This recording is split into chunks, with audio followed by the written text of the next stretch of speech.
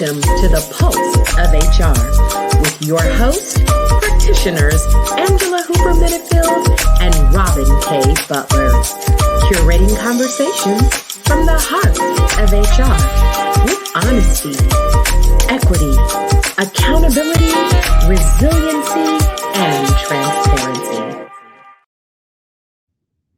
Well, hello, and welcome to the Pulse of HR. Can you believe it? We have arrived, season 2 and episode 4. I am Dr. Robin K. Butler. So excited to be here with my friend, my sister, and fellow HR practitioner, Angela Hooper Minifield. Hey, Angela. Well, hello, everyone. And let me just say, I think this is the first time I am aware that I've heard you refer to yourself as Dr. Robin K. Butler. So for those of you who don't know, Robin has just recently completed her doctorate degree. And I am so proud of her. So let's just take a moment and celebrate that, everybody, because that is an amazing accomplishment. I do mean earned and completed a doctorate degree. Yes. Yeah. Hey, we love honorary things, but this was one of those things that was certainly, Angela, a labor of love. And I earned it through blood, sweat, and tears. So thank you, sis. Thank you. So we are excited to be with you today. And we have, I think all of our topics are interesting. We want to make sure that we stay on trend and bring things to you that are, useful to you and resourceful. And one of those things that we started to dig into a little bit, and Angela and I both love the topic of culture. So today's episode is about cultivating culture. And when we think about culture, it's really what sets one business apart from another comparable organization. And, through our time in HR, we've learned and things have evolved, certainly because people don't want to just collect a paycheck. You don't want to just show up anymore. And I can remember over the past few years where I was in a corporate setting, it became a regular question, Angela. What is your culture like here? What is the culture like? Because people wanted to know that they could bring their whole self to work, their ideas, their visions. Did the organization align where they actually were making somewhat, we're going to say, a covenant or marriage, right? It's a relationship that shared their values. And for thriving organizations, this has become more important because it helps to bolster employee engagement. And so that's what organizations want to foster. And so today we're talking about cultivating organizational culture because there are trends that are growing. We continue to hear more about diversity, equity, inclusion, and then also a sense of belonging. And that's culture. That's the culture piece, Angela. And then mental health and well being. During our last episode, we talked about psychological safety and how it was important for employees to feel safe at their workplace. And then also that they could really turn up and decrease the volume of their voices needed when there were issues and things that they were facing, right? And so this we want to continue in this vein as we start to talk about cultivating organizational culture and why it's important, Angela. Yeah, and as I was listening to you, a couple of things just really resonated with me. It's speaking to the fact that, one of the things that we hear a lot of employers talk about is since post-COVID, it's really hard to hire people and get the good people. Mm-hmm. And I think some of that is because of what you just mentioned, because people are saying, I choose to work. Because many people figured out during this COVID scenario that there were other ways to make money as gig workers and other things. So if I'm going to, and I love how you said, go into this marriage or this arrangement with you, make an informed decision. And it's so interesting because that's really the right way to do it because it's about fit. It doesn't make one culture right or wrong, provided it has the healthy components. Now, there are bad cultures, but that's not even what we're referring to right now. What we're saying is the person is making an informed decision that based on who I am, how I want to express myself, how I want to show up, what matters to me is they fit with the culture of this organization. Because whether we're talking about divorces in real life or work divorces, what we're Mhm. saying sometimes it's two good people that just weren't a good fit for each other. And the other thing that jumped out at me immediately when you started just talking about what employers need to do, they need to get clear about what that is. So Mm. often we're just like, oh, we just want to hire somebody. Can they type? Do they know how to do accountancy? Are they a great legal mind? But it's what do we need and or want here, and how do we want to show up and do the work that we do every day? And Mhm. those are really the heart questions that needed to be asked Mhm. on both sides. So I so love that Yeah. we're bringing this out today and having a discussion about it. Yeah. I thought about like, you know, okay, I'm just gonna date myself, y'all, because I think about when I entered HR about 30 years ago, people weren't really asking questions then about social responsibility and what your footprint looks like. It Mm. became more of a culture, question during the course of interviews. We got questions like, what do you support? What are your philanthropic efforts? Do you allow employees time off to go support those efforts? So it became more and more of a thing. Often we understand in working in HR for so many years, I think sometimes the millennials get a bad rep, right? Because they were asking these type of questions. And Angela, you mentioned fit, and I mentioned the whole marriage thing. It's important. And like I said, it's not where people are going into organizations just to say, oh, I'll accept it. I came, and was raised in an era, and my parents, it was like, hey, you get your education, you get that good government job, and you work that job for however many years, you retire. And there's some other, friends of ours that it's like you were in the military, or, my husband, God bless him, 32 years, right? So excited about, how he was able to serve our country. But other civilian sector positions, Angela, was a lot about, okay, I served in this organization, I stayed for 30 some odd years, I retired, I got that gold watch. Well, I say millennials are getting a bad rep because if they don't feel like they fit anymore, they exit stage left. They don't stay. And so, what we saw as a trend of loyalty, or I got to stay here through the good, the bad, and the ugly in the culture, people are feeling like, no, my mental health is important to me. My well being is important to me. My psychological safety. Wait a minute. I don't, I'm a little uneasy about what you said as far as DEIB, and I don't want to stay here anymore. And so we've started to see those things, Angela, when it comes to culture, whereas people don't feel like, oh, I'm going to stay here and I'm going to be this square peg in this, and try to force myself into this round hole. It's changing. What do you think? What do you think, Angela? I think you're spot on. And when you made that point about the millennials getting a bad rap, I've been saying that since it first started for probably about a decade now, Hmm. that, because every generation is viewed differently from its earlier generations. Hmm. So we were viewed differently, our parents were viewed differently from their parents.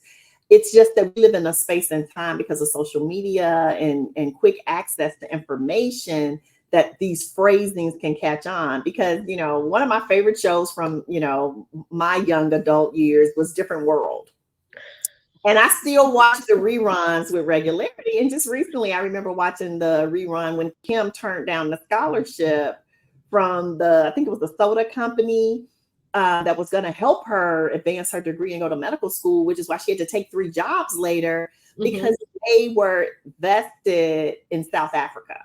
Hmm. That was apartheid, right? Hmm. And so I just think back then, different generations, because Kim would have been our generation, Hmm. um, Gen X, right? But what it was seen more isolated because social media wasn't there and all these other things. And I just think now we see the collective movement of some of these generations, millennials, and younger. But as you said, it was there. I just think it's becoming more prominent, and people realize now that they have options. I think Hmm. that's what it is. Like, if you'd have asked me when I was in the middle of my 28-year career with the government, maybe around year 15, what would I do if I didn't do that? I'd been like, well, I don't know. I guess go to another government agency. Like I Mhm. would never, I don't think I'd have said then what I ended up doing, which is, oh, I think I'll quit and Mhm. start my business. Because my dad, as you said, worked 40 years at a steel mill. And so I was a product of my environment. Mhm. But Robin, one of the things we love to do is just, because we know everybody who listens to us, some of this information that we're talking about is new to them. Like they don't have an Mhm. HR background, they're a small business, or they're just interested because they are an employee somewhere and they know something's not right, but they don't know how to describe it. So, we believe in definitions, and this is sourced from the helpfulprofessor.com. We always want to give credit where we pick up information.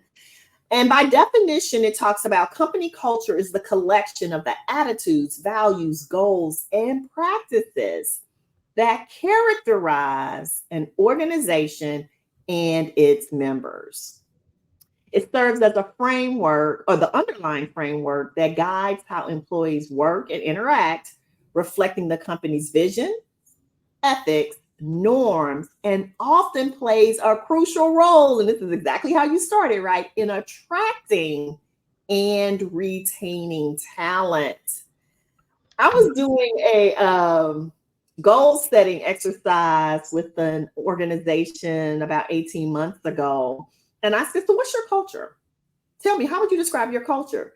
And of course, the whole room, this was all senior leadership. Everybody was there but the leader, which to me speaks volumes. So he told them they had to come, but he didn't show up.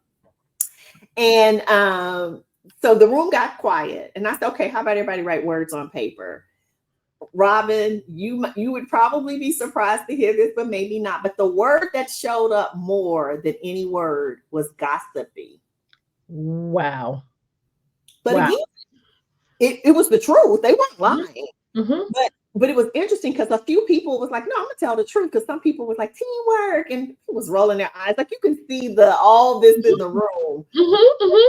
What it is, it's how employees work and interact, the norms. This is your culture. Yeah. And that's the other part. When these employees that you just mentioned ask these questions, a lot of companies don't even know how to respond because they've never sat down and thought about it. What is our culture? Mhm. What is our culture? Mhm. Yeah. Yeah, it is. I love this graphic and the example that you shared. And I'm glad. We talk about the pulse of HR, honesty, equity, accountability, resiliency, and transparency. We mean that, right?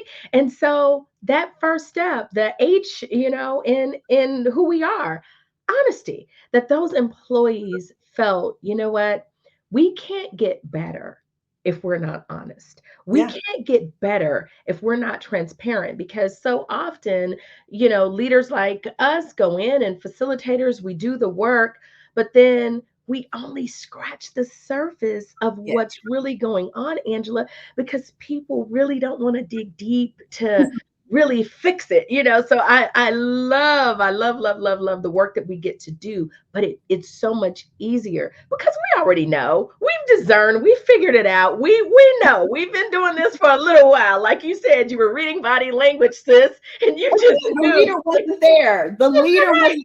That spoke volumes right Yeah, there. And this yeah, wasn't the first session he missed, yeah. right? Yeah.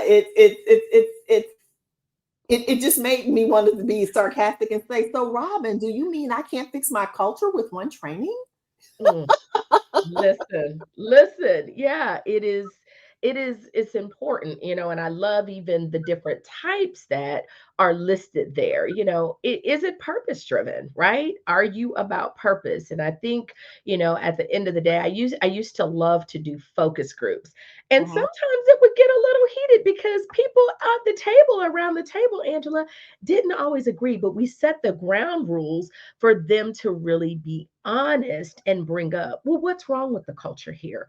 What do Yeah. you think needs to be, different? And this is how we could weave in innovation. This is how we could weave in the creative culture for those that are like, how do we take some different steps? Many organizations, Angela, both of us do DISC. Are we more, some leaders, task, driven? Is that the culture, or is it about the people? And Yeah, you'll because find varying things, depending upon the leader. Go ahead. I was just say, because like you said, the different types. There's customer focused culture. Like there's Mhm, different type of cultures, and there's no right or wrong. Again, long as it's a healthy culture. I want to keep mhm, paraphrasing that because I almost might say, "How dare you say there's not a wrong culture?" What we mean is you just need to know who you are, because that mhm, bottom line says it refers to the shared values, which is why we do value exercises, right? We do values workshops. What do you value as an organization? And part of mhm, understanding what the organization values helps you to figure out what people would be a good fit. So if we mhm, do value customer service and being customer focused, and then we hire somebody who's like, can't stand people, like mhm, that's not going to be a good fit. It doesn't mean they're a bad person. mhm, mhm. They're not going to thrive in that culture, Yeah. because the values, beliefs, and practices shape the behavior and the attitudes Mhm, of the organization's employees. And so, I've said a couple of times now, there's no right or wrong, just long as it's healthy. So, what are mhm, some traits, signs of a healthy culture? And this came from Justin Wright on LinkedIn, who I often see some quality HR content on. And real quickly, employees feel heard and appreciated. We've already talked about that. mhm, People are treated with trust and respect. Everyone feels safe to be authentic, psychological safety. Leaders communicate openly and honestly. mhm, People are growing and advancing in their career. Teammates challenge each other's ideas respectfully. So we don't have to be yes men and women. We just get to be respectful, but we still challenge one another. Toxic behavior isn't tolerated from anyone, mhm. which means whether you're the person who's answering the phones, the security guard at the desk, when people come on the property and you're signing them in, or you're the CEO, when you see toxic behavior, you can say, oh, we don't do that here. That's Yeah. not part of our culture. People are promoted based on merit and not politics. Mm, And then the best ideals win, regardless of who they come from. mm, Now, these are signs, and I love this list, and I think it's really on point. But of course, there are a ton of lists and different articles that you can find that talk about healthy culture. But to me, this spoke, as John Maxwell says, it put the cookies on the lower shelf. It's mhm. as basic and elementary of just how does healthy culture show up and what does it look like on a day-to-day basis. Yeah. Yeah. I love that. And what jumped off the paper when I saw this, it's everyone feels safe to be authentic. Mm-hmm. Isn't it powerful that when you are a part of a culture that you can show up as Angela? I can just talk about me. And in some of my experiences, it wasn't healthy, Angela. I showed up and I felt like I was putting on a mask because I wasn't free to be me. And so I think that the work that I've done, the study that I've done, and just to make me a better me, to say I like me and I'm okay with me. And I can remember as I've grown over the years, when my last opportunity in corporate America, I will never forget that interview, because I said, through experiences, I've learned who I am as a leader and who I'm not. And as she started to ask me the question about, well, Robin, what do you really love? What are the competencies in HR that you really love? Well, tell me about those that you don't like as much. I went on and I said, I like to do this, this, and this. And I said, well, listen, I need to be very honest with you. In disc, I know, I lean more. I'm a high I. Angela, you always say I'm interesting there because of some of the other things. But, at the same time, I just said to her, I can do it, but it's not what I love. Mm-hmm. Most people, when they're interviewing from a culture standpoint, and culture, the culture we came from, oh, I'll do anything. It doesn't really matter. I just want the job. But I felt freedom in that moment, Angela, to say, I've done it, but I don't like comp analysis. That's not what I really want to do. I I can do it if you got to be done.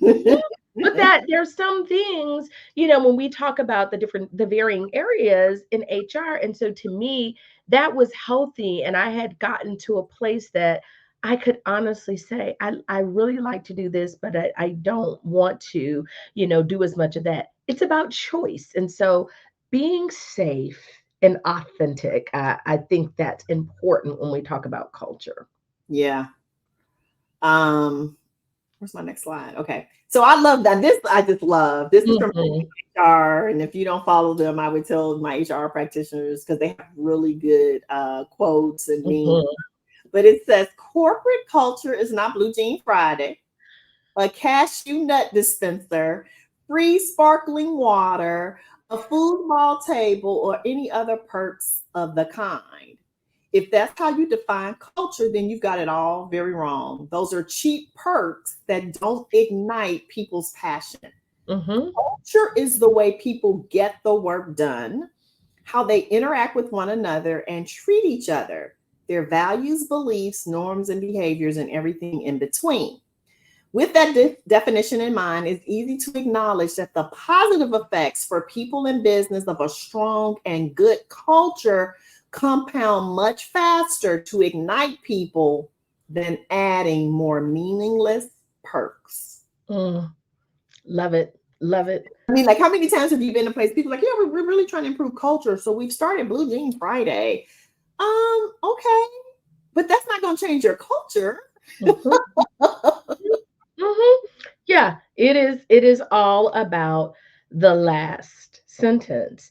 It's how culture compounds. It's about the positive effects when we come together. It is about togetherness because when you think about bringing who you are into the organization, that's just one side of the culture. But when you combine with others, and Angela, we both talk so much about collaboration. Look, we're both on this podcast together, right? So we understand, you don't have to go it alone, and it's important to partner with someone. And I think this is where you get to the root cause of things and you really begin to be able to peel back that onion. How are we really going to impact what culture looks like and transform it?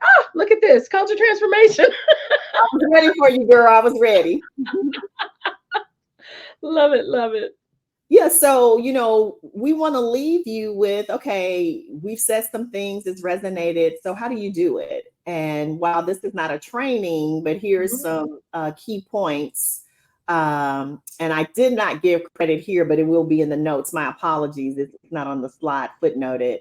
But it says define core values and purpose of the company. So again, and Robin and I both, we are corporate trainers and we do value workshops and all of that. So if you really want to begin to define your core values, reach out. Like, let us support you in doing that. Then drive culture change through those values because you can't make changes if you don't understand who you are and what Mhm. do you value as an organization. Then align those values at every level of the company. So theoretically, if one of your core values is empathy and that you care for your team, then what I would say is do your rules and policies uh demonstrate that? Do I see that everybody gets the ruler on the hand when something goes wrong? You're terminated after 2 absences. That doesn't speak to the core value of empathy. Mhm. You have any kind of leave policy for different things that people may go through, like that is not true to the core value. So that's why Mhm. you have to know those things. And again, it says every level of the company.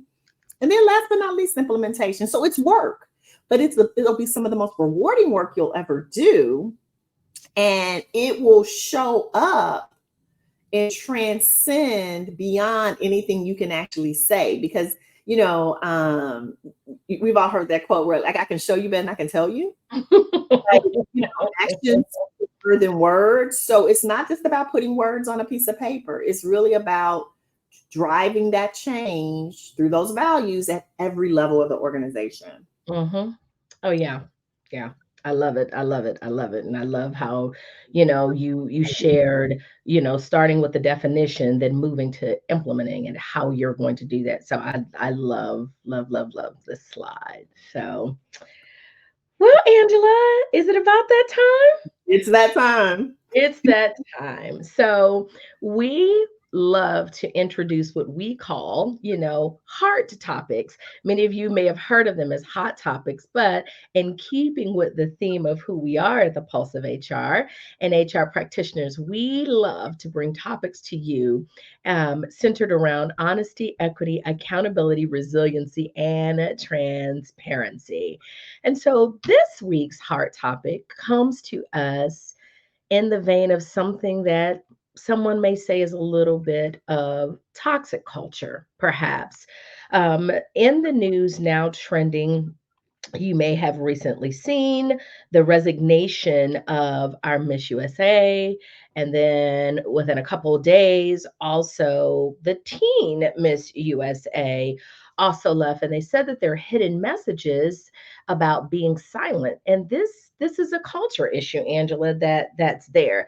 Even along those veins, then the social media manager had spoken out, and I think she resigned like a week or so before. So this is a culture issue when people are saying they're not heard. It's toxic. And I was never in pageantry. I think they're beautiful ladies that come out, but sounds like there's a little bit of an undercurrent going on. And Sounds this like is, yeah, this has been years in the commenting as well, because we also have what was it, back in 2022 when Miss USA 2019 Chesley Christ yeah.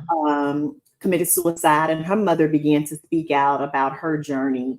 Hmm. We also know prior to that, there have been some accusations about pre selecting winners. Hmm. There have Hmm. been accusations about someone in senior leadership. I can't remember the position now because I saw that article actually yesterday and couldn't find it again today, about their husband having some inappropriate activities or behaviors with some of the women, Hmm. and young women. So I say all that to say, you're right. The premise and what the organization was founded on is very positive. Hmm. Young women get exposure, they get money to go to school, they get to have a platform to work towards something that really matters to them. But when you repeatedly have this many incidents, and the messaging yesterday was coded, but basically what it said was, I am silent. Hmm. And these women sign NDAs, and young ladies, and so many of them, what some of the other winners and state position holders are saying is give them their voice back, release them from their NDAs. Let's have more transparency, right? The T in heart. And Hmm. so all of these things are resonating. And I would not be surprised if there's not a total overhaul. And I think it should be, because right now, I don't know that the world knows, nor the people on the inside. And they say things, they use messaging like, for my mental health, I need to step down. Even like and I give so much credit for this young lady, Miss Hmm. Teen. Hmm. Like, have the conviction and the courage, and I'm sure she has a really solid family that's supporting her, friends. Hmm. To be able Hmm. to say, as wonderful as this is, I don't want no parts of it no more. Yeah. That's huge. That's Yeah, huge. it really is. As I was reading through the article, one of the young ladies expressed that she's on medication. And so she had to choose. She said, she's on medication for anxiety, and the anxiety that she now has as a result of toxic culture has exacerbated another illness that she had. And so, kudos to them for choosing them. I alluded earlier, Angela, about, how we grow and we mature, and the place that I matured to know who I am and who I'm not as a leader. And I'm glad that these women at their young ages are taking the stance to choose themselves. And, it doesn't matter. And like you said, the support that they have, that it's okay to bow out and bow out gracefully Yes. versus just sticking in it, and then it just breeds further toxicity, and then you're uncomfortable, and then it weighs so heavily to the tune that it's making you physically ill. Yeah. So kudos to them. Right. And so what we want to add as a disclosure is we're not suggesting we know all the facts. We can only tell you what we've read in articles and our opinions of that. And it was very appropriate for today's call because we're talking about culture and we're talking about how to move from toxicity to one of more transparency, right? One that's not productive and people can't be authentic to one people can show up and be their true selves. And again, when people are saying, I am silent, they're saying, I have a voice that cannot be heard. And I think that allegation, true or perceived, right, is still real. Yeah. And as HR practitioners, we have to respect and honor that. And so we wish nothing but the best for each and every one of these young women, teenagers and young adults, for all the people in the organization, and that it is able to take the steps to transform whatever the culture may be right now to one that is healthy. And again, we avail ourselves to support them as well. If they want some help, Dr. Robin and I will come up and be the people for the case. And I say that in jest, but also in full transparency, but they do need help. And so sometimes it's not just, do I need help? It's where do I go get it? Yes. And yeah, so true. So true. So, wow. Another great episode. Another great episode. Yes, yes, yes. Well, friends, you've been listening to the Pulse of HR, where we curate conversations from the heart of HR with honesty, equity, accountability, resiliency, and transparency, empowering you and equipping you for your next level. Thanks for listening. Take care, everybody. Don't forget to follow us on all our platforms, YouTube, and your favorite Apple podcast or your favorite podcasting location, not just Apple, excuse me. Make sure you download and share and give us some feedback. We got a comment recently about the psychological safety episode on our Facebook page. And so we know people are finding us because this new video version of us is something that we know has to catch on.